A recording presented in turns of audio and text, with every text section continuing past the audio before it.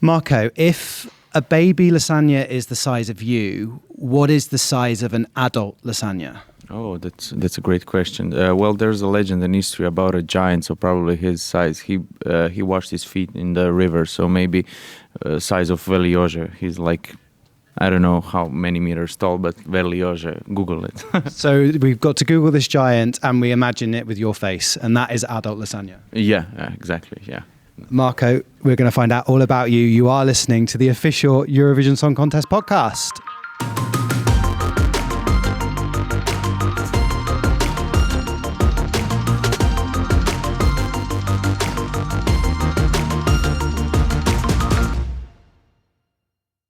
So Marko, also known to millions as Baby Lasagna, you're here in Malmö. How's it going? It's going pretty good. I've had a chance to visit the city, to walk around it. It's pretty, although I do mind the wind, it's constantly blowing. But Yeah, it is. It's windy. yeah, and that's the only force of nature that I don't like. It's like windy. I don't like wind. I have a headaches and stuff.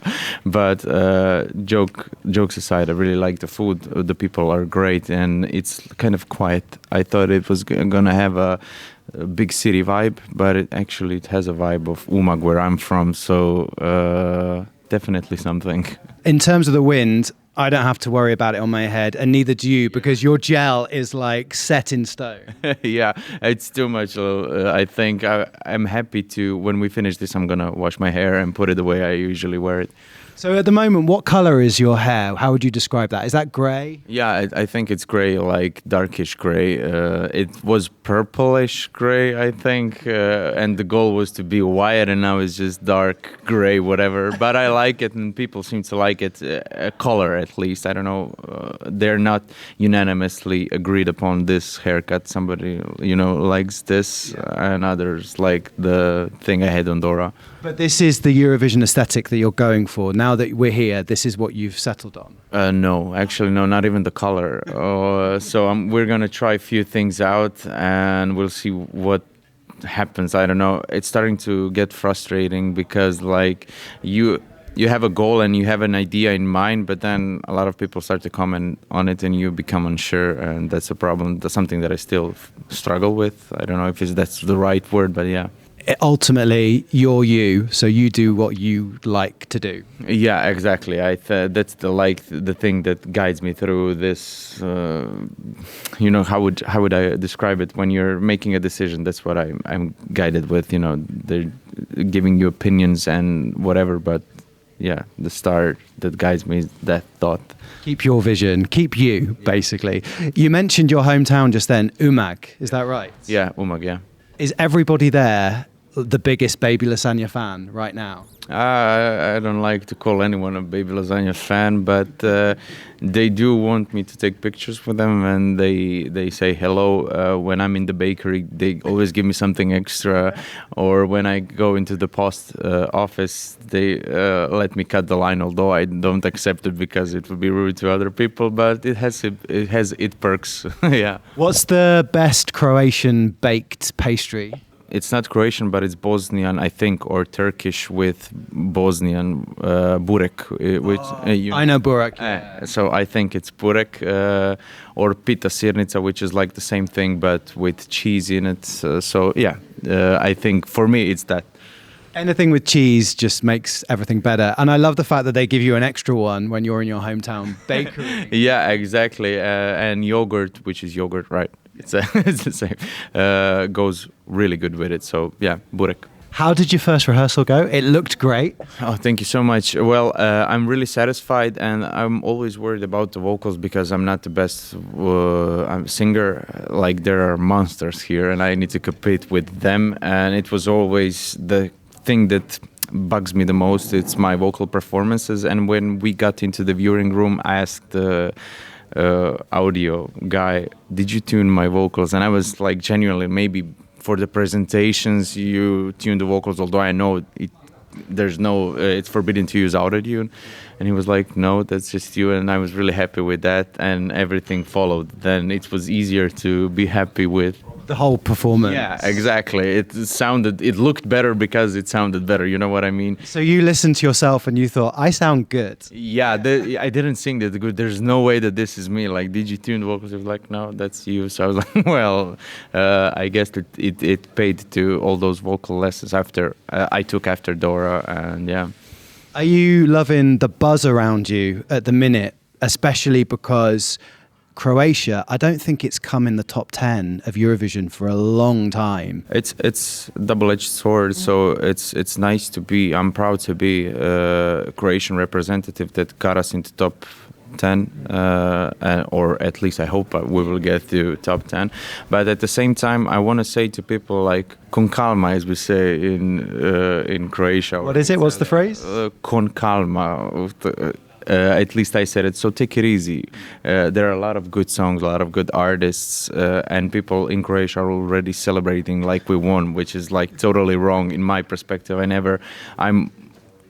I'm not rushing into winning the Eurovision. I'm not even rushing in passing to the finals. So just step by step, let's take it easy. So that's the most thing that I don't support when I see people saying like Zagreb 2025, oh, we got this. No. It's like, it's disrespectful to other artists, and it's not healthy mentality, I think. I like the attitude because, again, you're just staying in your lane. You're just doing your thing and cutting out the noise from either side. And that's what you have to do when you're at Eurovision. Yeah, thank you. Well, I'm trying because I as I said, I think I will give my best, and after that it's out of my hands. You know, if I knew I gave my best, we have other artists, we have jury which is looking for something, the crowd or the people are looking for something. All we can do actually is give our best, and whatever happens. Can we talk about your favorite thing in the world? Cats. Cats are your favorite thing in the world, right? Well, they are my favorite animals, and they're my like the big part of my life, or at least they became in the last 3 or 4 years, and especially now with baby Lasagna. So actually, I think I didn't ever speak about this, but I was never a cat person. I was never a dog person or whatever. I didn't have any pets. And then I met Elisabetta, and she's my fiance. She had cats, and I was like, whatever, it's just cats. And slowly throughout the years, I was like, oh my God, these are the best animals ever. And I got madly in love with cats. And for the last 4 years, it's just been like part of my every day, like talking about cats and just cat memes and constantly just cats. So who was Elisabetta's OG cats? What was the first one she had that you met? Dimitri. Was the very first one? Yeah, the very first one. And but I didn't meet Dimitri. He died before I got. R.I.P. Dimitri. Yeah, R.I.P. Dimitri. And the OG cat is Stipe, the one-eyed cat in the music video. So yeah, he's the OG probably. And then afterwards it's Branka, and then Gertruda. And yeah, a lot of cats. How many other cats do you have? No, we have 3 cats, Branka, Gertruda, and Stipe. And we were just talking about it in Malmö. We haven't seen a cat yet. We've seen Me neither. So many ducks, so many rabbits. I don't know why there's so many rabbits. I saw a rabbit this morning on my run and a duck having a sleep. Yeah. It's like a fairy tale, but there's not a single cat. And we're like, oh, and then we tried to Google, are there any like, the coffee places, cat bars? Yeah, and we didn't find anything, and we're kind of missing our little feline friends. So if anyone's listening to this right now and they're in Malmö and they know where a cat is, just DM you on Instagram and you can go and find them. Yeah, please do. And there's also official email, so you can use it too. But yeah, we're constantly we're missing actually our cats really, really much.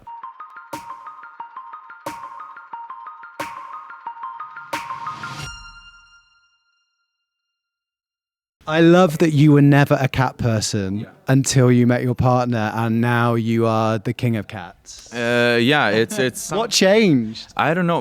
I've never came into contact with cat. Like all my friends had dogs, and I liked dogs, but not that much. It was just like, yeah, it's a cool dog. Yeah, I like to pet him and play with it.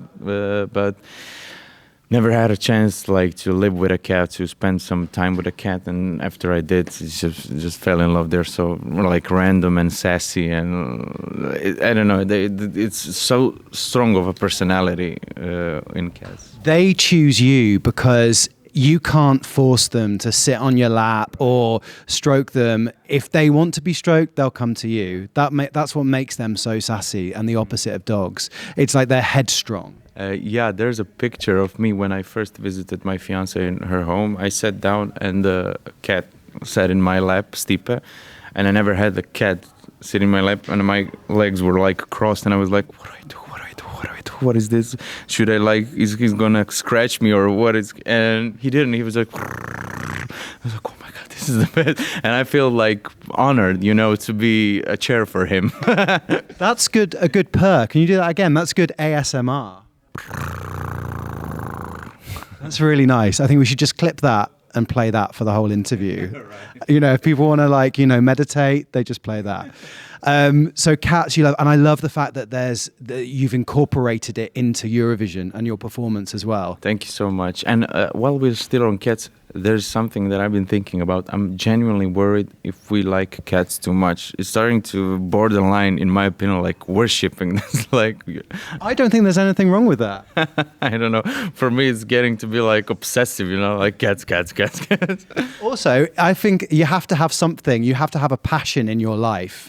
I don't know if you love any sports or anything, but, you know, it's good to have a passion about something rather than be bland and not like anything. That's true, but you can't bound down to a sport. You know what I mean? I mean, you can, but not physically. Maybe, I don't know. It's just a philosophical thought, but whatever. I'm just being random. Whatever. What is your sport? I've done a lot of martial arts, and my favorite is jiu-jitsu and kickboxing, and I've done that for a few years. And then when I had to move out of the big city back after college, back to my hometown, there was no like clubs anywhere to train, so unfortunately I had to stop. Are you good though? I don't know. Do you have a black belt, which is the highest level? No way. No. In jiu-jitsu, I just started jiu-jitsu training it for 2 years, and I was like degree above white belt, which is not even a yellow belt. It's some kind of a strip you get on your white belt. I see what you mean. Like it's a little marker. Yeah. Okay. Right. And that was it. But for a longer time, I did kickboxing, and I got so much punches in my head that I had migraines and I had to stop. Like it was just too much. I had the concussion so many times and it was just bad for my head, and I was like, why am I doing this to myself? Like, I'm not gonna be a fighter or anything. I don't need this. So I'm gonna be a singer. Yeah. Who is talking of heads, who is the drummer? What's their name with the bag on their head? Matija is the drummer. His name is Matija, yeah. And are you friends from a long time? Yeah, but in Dora, it was my brother who was on drums. Yeah, but he has a band. He's like famous in Germany, and he has a tour during Eurovision, so he can join us. So Matija had to replace him, and I know Matija for like 10 years, but he's a young kid. So I met him when he was 8. He's now 18, so he's like still in high school. So he's 18 now, but you think that you've only ever known him since he was a kid? Yeah. Our mothers know each other, so yeah. But when I was 18, he was 8. You know, that's a big difference. And he was like in high school, and now he's gonna perform in Eurovision. Imagine that. That's what it has to. It's crazy. Have you had a lot of support from people messaging you about the meaning of the song? Because it is so personal to you, isn't it? Yeah, it's personal in the sense that I've had a friend, my best friend, who had to leave our city and our town. And yeah, it inspired me to write that song. And after it blew up the way it did, a lot of people from America, like Croatian people from America, from Ireland, from wherever, contacted me, said that the song is something that they can relate to, and it made them laugh and made them cry and made them emotional, and that's what music should do. And sometimes in all of this rush, we have to do this and this and this, I forget about what's the main goal of music, and that's like give people something to relate to and just make a world a little bit better. Yeah. And the video's so good. Yeah, thanks. Is it was your fiancée involved with it? Yeah, she did. So in Baby Lasagna, I always like to say that I'm just a baby. She's the lasagna. I do the music part and everything. Visuals is Elisabetta, except the performance at Dora, and that's a teamwork. But yeah, all of the music videos, that's Elisabetta. All of the official photos is Elisabetta. All of the outfits is Elisabetta, and yeah, she's the big part of this project. Is she a good cook? Can she make a lasagna? Oh yeah, she's a really good cook, but she's more interested in Asian food. So she likes a lot of Asian food, and when she makes Italian food, it's not usually that much of a lasagna. But to be honest with you, I'm not that into a lasagna. Like lasagna is okay. It's just fine. If I had to pick something that I like eating, it would be baby pizza or baby, I don't know, whatever. Lasagna, I eat it like 3 times a year. Is this a revelation now? Have you said this to anybody? I think I did, but in Croatia, I don't think I said it. Like outside of Croatia, it's fine. I'll eat it. Breaking news: Baby Lasagna thinks lasagna is fine. It's fine. Just okay. Yeah. It's your whole brand. Just fine. You know. Well, it sounded random. I needed a name like that sounds random. I think I did it. Everybody asked me about that name. It doesn't have to be something that I like. So no one sent you lasagna recipes. They haven't sent you any lasagna in the post. They've not given you it as a dish. Yeah, they gave it. So usually I ate like 3 times a year, like lasagna. And since this blew up, every interviewer like brought me lasagna and stuff like that. So this year I ate lasagna like more than pizza, I think. But there were some really good lasagnas that they brought, yeah, with a twist or whatever, like veggie lasagna. Yeah. You know what was for lunch for the crew at Eurovision today? Lasagna. I'm not joking. It was lasagna. Oh, nice. I'm glad you're enjoying Eurovision. Yeah. I'm also happy, and it still feels like I'm living somebody else's life. You know what I mean? It still doesn't feel.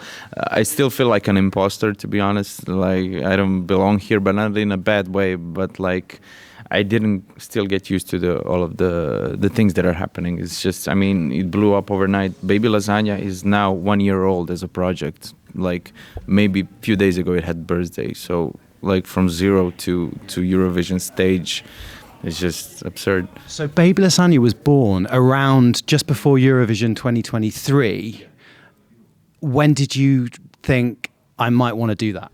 No, I never thought of it, to be honest with you. So the thing was that at that time when I sent my application for Dora, at the same time I sent a lot of job CVs like for a job. And it was just one thing that I said, it was whatever, I'm not going to get a response. I looked at it, it was pretty easy to fill out. If it was any harder, I probably wouldn't, just because I didn't believe it's going to do anything. But the guy who plays guitar, I don't know if you know that, I even have a picture of it.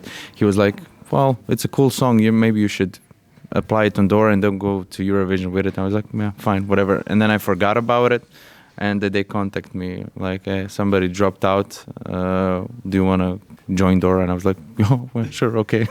So there was never like big master plan. The song wasn't written for Eurovision or for Dora or for anything. It was just all accidentally.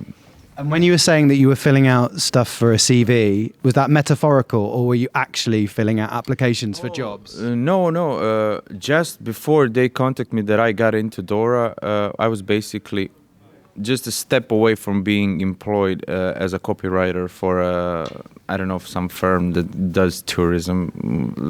And yeah, it was like Final Fantasy, like the last call, whatever you want to call it.